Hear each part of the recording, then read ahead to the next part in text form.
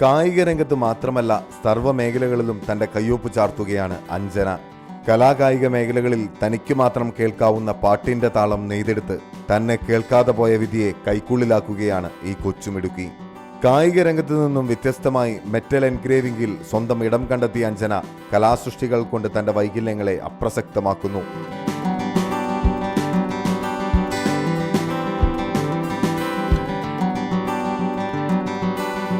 ജാർഖണ്ഡിൽ നടന്ന വൈകല്യം അനുഭവിക്കുന്ന കുട്ടികൾക്കുള്ള ദേശീയ സബ് ജൂനിയർ ഗെയിംസിൽ ഡിസ്കസ് ത്രോയ്ക്ക് വെങ്കലമണിയുകയും ഷോട്ട് പുട്ടിലും ജാവലിൻ ത്രോയിലും കന്നി അംഗത്തിൽ തന്നെ മികച്ച നേട്ടവും കരസ്ഥമാക്കി.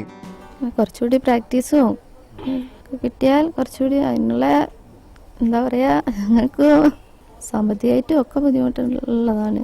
കലാകായിക രംഗത്ത് പൊതുവിഭാഗത്തിലുള്ള കുട്ടികൾക്ക് നൽകുന്ന പോലെ തന്നെ അഞ്ജനയെ പോലുള്ളവർക്കും കൃത്യമായ പരിശീലനവും വ്യക്തമായ മാർഗനിർദ്ദേശവും ലഭിക്കേണ്ടതുണ്ട്.